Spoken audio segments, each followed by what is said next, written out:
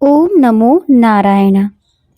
आज की यह कथा मौन व्रत कथा एकमात्र कहानी नहीं है, बल्कि हर उस व्यक्ति के लिए जीवन का मंत्र है जो मानसिक शांति और घर में सुख समृद्धि चाहता है। इस कथा को पूरा सुनने मात्र से आपके भीतर एक नई ऊर्जा का संचार होगा और आप जानेंगे कि पौष मास का असली महत्व क्या है। तो आइए इसी के साथ हम आज की कथा का प्रारंभ करते हैं। बड़े ही ध्यानपूर्वक इसका श्रवण करते हैं। कहानी का प्रारंभ होता है प्राचीन काल में नर्मदा नदी के तट पर एक समृद्ध नगर था। वहाँ एक ब्राह्मण परिवार रहता था। घर में धन धान्य की कोई कमी नहीं थी, लेकिन सुख शांति के आभार था। घर की बड़ी बहू स्वभाव से बहुत वाचाल यानी बहुत बोलने वाली थी, जिसने कारण छोटी छोटी बातों पर गृह कलेश होते रहते थे। उसी घर में छोटी बहू थी जिसका नाम था सुलक्षणा। सुलक्षणा अत्यंत गुणवान और शांत स्वभाव की थी। एक बार पौष मास के आरंभ में एक तेजस्वी महात्मा उनके द्वार पर आए। सुलक्षणा ने श्रद्धापूर्वक उन्हें भिक्षा दी। महात्मा ने उसकी आंखों में एक अजीब सा खालीपन और अशांति देखी। महात्मा ने सुलक्षणा से कहा, बेटी, इस संसार में वाणी ही सुख का कारण है और वाणी ही क्लेह का कारण है। यदि तू इस पूरे पौष मास में विशेष अमावस्या तक मौन व्रत धारण करे और ईश्वर का ध्यान करते हुए गृह कार्य करे तो तेरे घर की सभी बाधाएं दूर हो जाएंगी और पितृ प्रसन्न होंगे। सुलक्षणा ने महात्मा के वचनों को गांठ बांध ली। उसने संकल्प लिया कि वह अगले 1 महीने तक यानी पौष अमावस्या के समापन तक एक शब्द भी नहीं बोलेगी। अगले दिन से सुलक्षणा मौन हो गई। घर के लोग हैरान थे। जिठानी ने उसे ताने मारे, सास ने कई बार आवाज दी, लेकिन वह केवल मुस्कुराकर सिर झुका देती। वह ब्रह्म मुहूर्त में उठती, मौन रहकर घर की सफाई करती, गायों की सेवा करती और स्नान करके चुपचाप मंदिर में दिया जलाती। बिना बोले भोजन बनाने से उसका पूरा ध्यान भोजन की शुद्धता पर रहता। कहते हैं कि जब मौन रहकर भोजन बनाया जाता है तो वह प्रसाद बन जाता है। घर के सदस्य जो पहले हमेशा चिड़चिड़े रहते थे, उस भोजन को खाकर शांत होने लगे। धीरे धीरे घर का वातावरण बदलने लगा। चूंकि सुलक्षणा किसी बात का जवाब नहीं देती थी, इसलिए बहस करने वाली जिठानी को भी चुप होना पड़ा।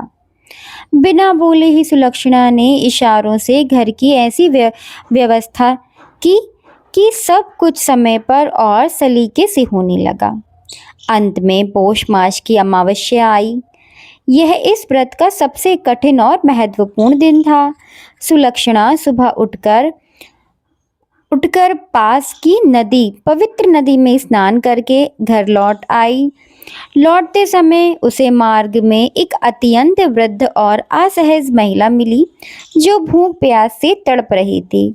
सुलक्षणा का मन पसीज गया, लेकिन उसे याद आया कि उसे घर जाकर पितरों के नाम पर तर्पण और पूजा करनी है। यदि वह यहीं रुकी तो देर हो जाएगी, पर उसने परोपकार को श्रेष्ठ माना। उसने उस वृद्ध की सेवा की, उसे सहारा देकर कुटिया तक पहुंचाया और अपना लाया हुआ जल पिलाया। इस सेवा से उसका मौन नहीं टूटा, लेकिन उसकी करुणा और शब्दों से कहीं अधिक बोल रही थी। जब सुलक्षणा का घर पहुंची तो उसने देखा कि आंगन में साक्षात पितृदेव अदृश्य रूप से उसकी प्रतीक्षा कर रहे थे। उसके मौन तप और निस्वार्थ सेवा से पितृ तृप्त हो गए। शाम को जब उसने अपना व्रत खोला तो घर के मंदिर में से एक अलौकिक प्रकाश निकला। उसकी सास और जेठानी ने देखा कि सुलक्षणा के चेहरे पर एक अपूर्व तेज रहता था। उस दिन के बाद उस घर में कभी दरिद्रता और कलह नहीं आई। सुलक्षणा ने सिद्ध कर दिया कि मौन रहना कायरता नहीं बल्कि आत्म की सबसे बड़ी शक्ति है। अनावश्यक बोलने से ऊर्जा नष्ट होती है। मौन रहकर हम अपनी आंतरिक शक्ति को संचित करते हैं। सुलक्षणा ने भक्ति के नाम पर काम नहीं छोड़ा बल्कि काम के ही मौन साधन बनकर भक्ति में बदलाव लाई। अमावस्या पर जो स्त्री या पुरुष शांत चित्त, दान, पुण्य और सेवा करते हैं उसे 7 पीढ़ी पितृ का आशीर्वाद प्राप्त होता है। कैसे हुई अमावस्या की उत्पत्ति? अमावस्या को अमावस्या क्यों कहते हैं? इसके पीछे पितरों की एक प्राचीन कथा छिपी है। दरअसल इस तिथि का नाम अमावस्या नामक एक पितृ के सम्मान में पड़ा। पितृपक्ष की इसी अमावस्या को पितर धरती पर उतरते हैं, अपनी संतान से भोग स्वीकार करते हैं और फिर अपने लोक को लौट जाते हैं। बहुत पुराने समय की बात है। एक शक्तिशाली ऋषि की कन्या के मन में इच्छा जागी कि वह जीते जी पितृलोक जाए और अपने पूर्वज के दर्शन करे। इसके लिए उसने वर्षों तक कठोर तप किया। उसके तप से खुश होकर पितृ प्रकट हुए और उसकी मनोकामना पूर्ण हुई। लेकिन पितरों को देखते ही वह अपनी इच्छा भूल गई।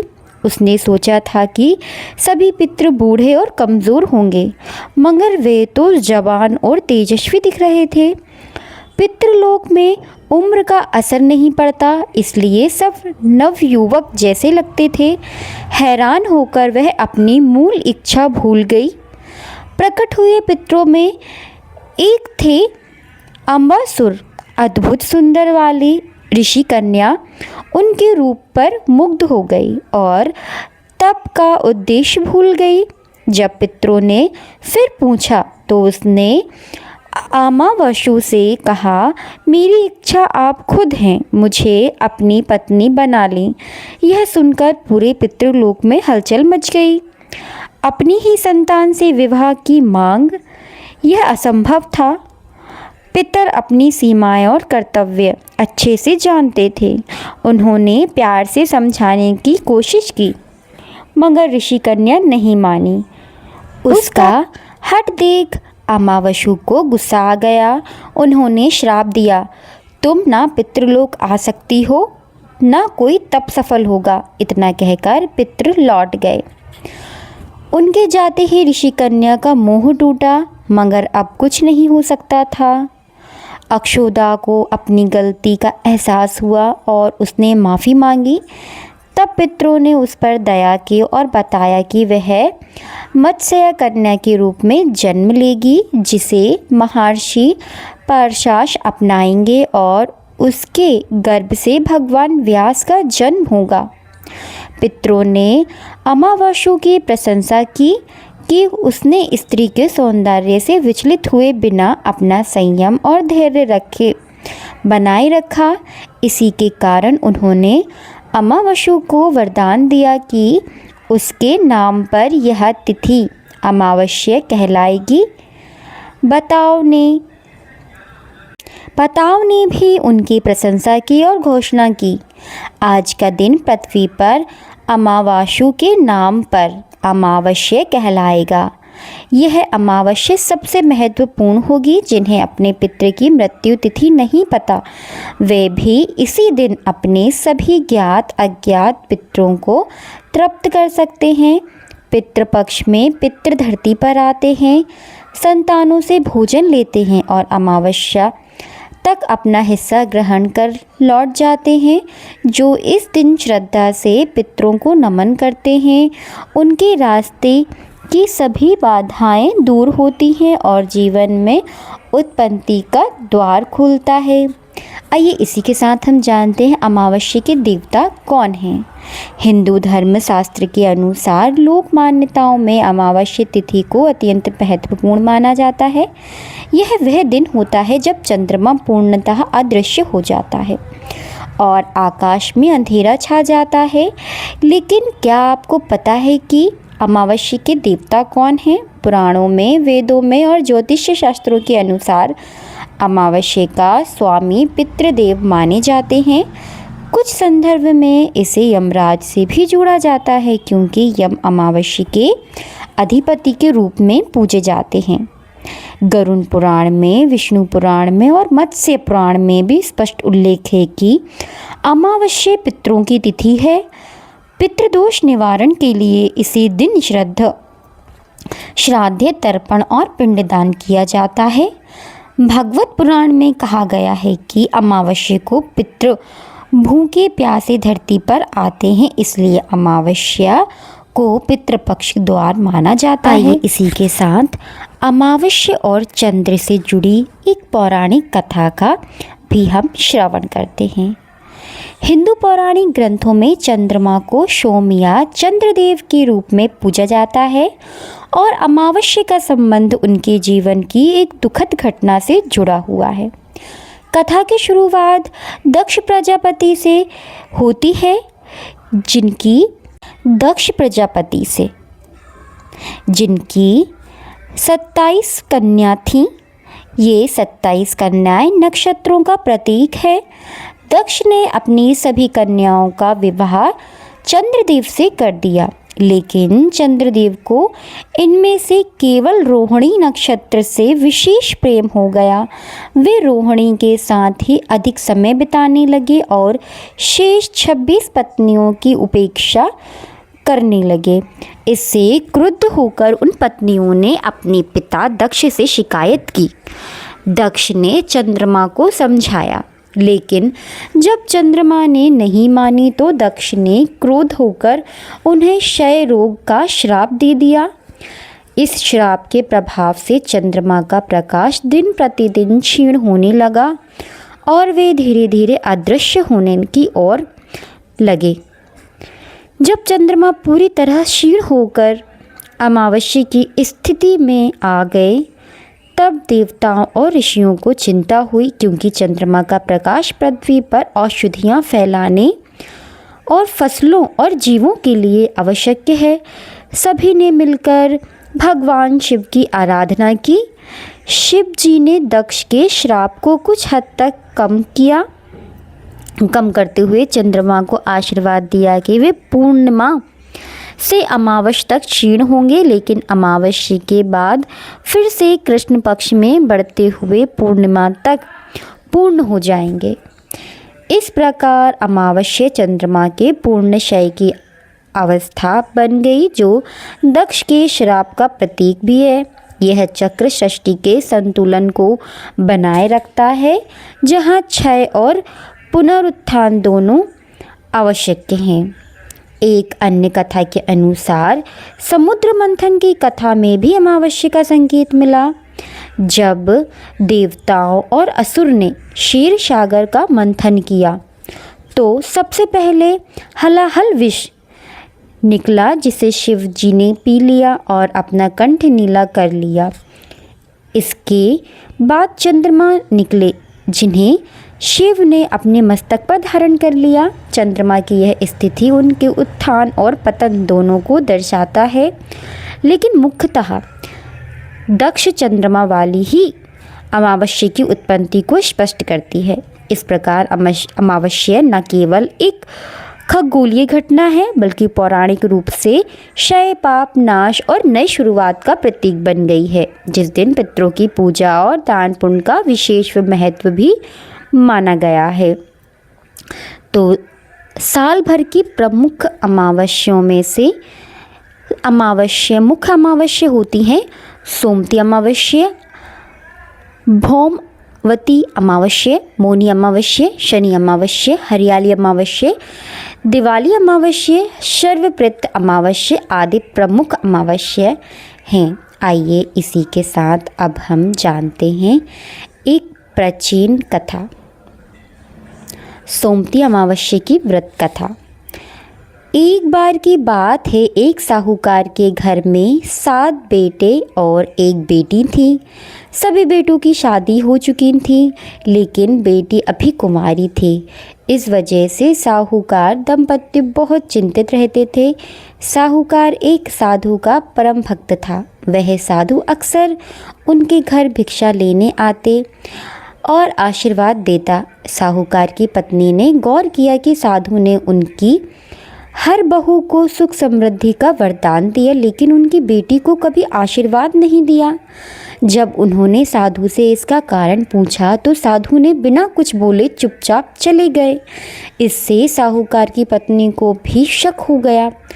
परेशान होकर साहूकार दंपत्ति ने घर के कुल पंडित से सलाह मांगी और बेटी की कुंडली दिखाने को कहा। पंडित जी ने कुंडली देखकर बताया कि अगर इस लड़की की शादी हुई तो उसे विधवा होकर जीवन व्यतीत करना पड़ेगा। फिर भी पंडित ने एक उपाय बताया। अगर यह लड़की समुद्र के किसी द्वीप पर रहने वाली एक खास धोबिन से सिंदूर ले आए और उसके बाद सोमती अमावस्या का व्रत रखे तो यह दुर्घटना टल सकती है। साहूकार की बेटी अपने एक भाई के साथ समुद्र के तट पर निकल पड़ी। वहाँ समुद्र पार करने का कोई रास्ता ढूंढने लगी। रास्ते में उसने देखा कि एक पेड़ पर गीधों का घोंसला था। मादा गीध अंडे दे चुकी थी, लेकिन नर गीध भोजन की तलाश में बाहर गए थे। तभी एक सांप पेड़ पर चढ़ आया और सारे अंडे निगल गया। यह सांप का रोज का क्रम था, जिससे गिद्धों का पूरा परिवार बर्बाद हो रहा था। लड़की ने खतरा देखते ही सांप को मार डाला और गिद्धों को इस मुसीबत से छुटकारा दिलाया। गिद्ध बहुत खुश हुए। उन्होंने लड़की की मदद की और उसे समुद्र पार कराकर द्वीप पर पहुंचा दिया। वहां पहुंचकर लड़की ने छिपकर धोबिन की सेवा शुरू कर दी। उसके अच्छे व्यवहार से धोबिन बहुत प्रसन्न हुई। जब धोबिन को लड़की ने विश्राम और नेक इरादे का पता चला तो उसने उसे आशीर्वाद दिया। अपने हाथों से सिंदूर लगाकर उसकी सुख समृद्धि की कामना और वचन दिया कि अब उसका वैवाहिक जीवन सुखद और धन धान्य से भरा होगा। इसके बाद साहूकार की बेटी ने सोमती अमावस्या का व्रत रखना शुरू किया। फिर उसकी शादी हुई और वह जीवन भर सुख संपत्ति और संपदा रही। शनि अमावस्या की कथा। सूर्यदेव की दो पत्नियां थीं, संध्या और छाया। संध्या विश्वकर्मा की बेटी थी। सूर्यदेव से विवाह के बाद संध्या उनके तेज को बर्दाश्त नहीं कर पा रही थी। एक दिन तंग आकर संध्या ने अपनी जगह एक छाया रूपी प्रतिबिंब तैयार किया और सूर्यदेव के पास छोड़कर खुद घोड़ी बनकर धरती पर घूमने लगी। छाया सूर्यदेव की पत्नी बनकर उनके साथ रहने लगी। एक दिन सूर्यदेव संतान की इच्छा लेकर छाया के पास आए। उनके तेज से छाया का रंग काला पड़ गया और वह गर्भवती हो गई। इसी गर्भ से शनिदेव का जन्म हुआ। जन्म का यह दिन शनिवार और अमावस्या की तिथि थी। यही कारण है कि शनि अमावस्या को धार्मिक रूप से बहुत महत्वपूर्ण माना जाता है। शनिदेव को देखते ही सूर्यदेव गुस्से से भर गए, क्योंकि उनका रंग गहरा श्याम था। सूर्यदेव ने संध्या से कहा, यह मेरा बेटा नहीं हो सकता। तभी उन्हें यह भी पता चल गया कि लंबे समय से उनकी पत्नी संध्या की जगह छाया उनके साथ रहती रही। सच्चाई जानकर सूर्यदेव का क्रोध और भड़क उठा। उन्होंने छाया और शनिदेव को छोड़ दिया और अपनी असली पत्नी संध्या को ढूंढने निकल पड़े। बड़े होने पर शनिदेव ने ठान लिया कि वे सूर्यदेव से भी ज़्यादा शक्तिशाली और प्रभावशाली बनेंगे। उन्होंने भगवान शिव की कठोर तपस्या करना शुरू कर दिया। शिवजी शनिदेव की भक्ति से खुश हुए और उन्हें नवग्रहों में न्यायाधीश तथा दंडनायक का पद दिया। शिवजी ने वरदान दिया, हे शनि, तुम्हारा स्थान ग्रह में सर्वोत्तम सर्वोच्च होगा। तुम्हारे न्याय से तीनों लोगों का कोई प्राणी बच नहीं पाएगा। तुम सभी के कर्मों को देखकर निष्फल न्याय करोगे। ये थी शनिदेव जी की और कथा। इसी के साथ हम हरियाली अमावस्या की कथा का भी श्रवण करेंगे। एक बार की बात है, एक राजा अपने परिवार के साथ महल में बड़े सुख चैन से रहता था।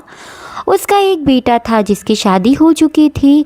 एक दिन राजा की बहू ने रसोई में मिठाई खाई देखी और ललचाकर सारी खा गई। जब किसी ने पूछा कि मिठाई कहाँ गई, तो उसने झूठ बोल दिया, सारी मिठाई चूहे खा गए।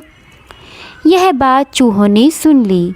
झूठा इल्ज़ाम लगाने से वे भड़क उठे और ठान लिया कि बहू को सबक सिखाएंगे। कुछ दिन बाद महल में मेहमान आए। चूहों को लगा यही सही मौका है बदला लेने का। चूहों ने बहू की एक साड़ी चुराई और चुपके से मेहमान के कमरे में रख दी। सुबह जब नौकर चाकर ने साड़ी वहाँ देखी तो इस तरह तरह की बातें बनाने लगे। अब बाहें जंगल की आग की तरह पूरे राज्य में फैल गई थी। राजा के कान में बात पहुँची तो उन्होंने बहू के चरित्र पर शक किया और उसे महल से निकाल दिया। बहू महल छोड़कर एक छोटी सी झोपड़ी में रहने लगी। रोज़ शाम को वह एक पीपल के पेड़ के नीचे दीपक जलाती और पूजा करती, गुड़ चने का भोग लगाती और प्रसाद बांटती।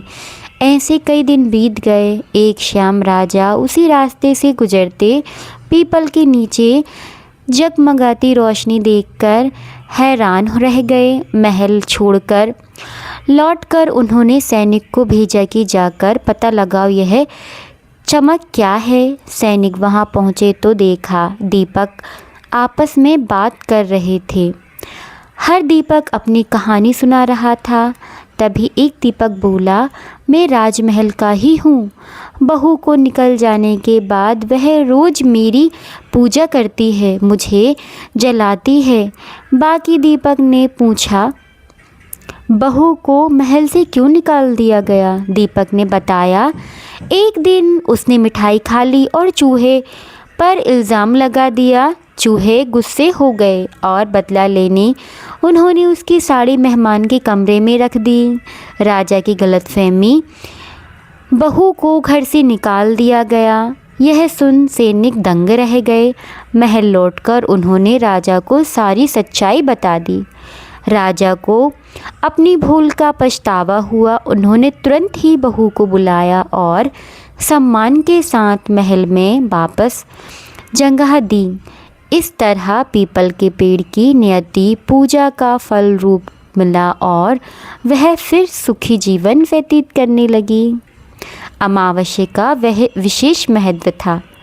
ऐसा माना जाता है कि इस विशेष दिन पर व्रत रखने महिलाओं से विधवापन की समस्या दूर होती है, संतान प्राप्ति और सुनिश्चित होती है। हर महीने की अमावस्या के दिन पितरों की पूजा के लिए शुभ माना जाता है।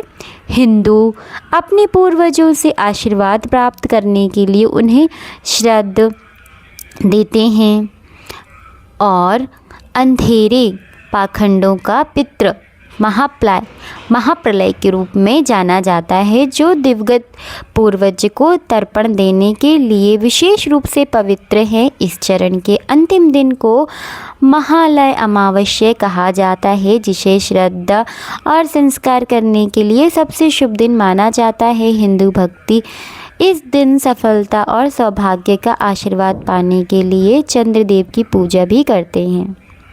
तो ये थी अमावस्या की कई कथाएं। ऐसी ही पौराणिक कथाएं कई और भी हैं।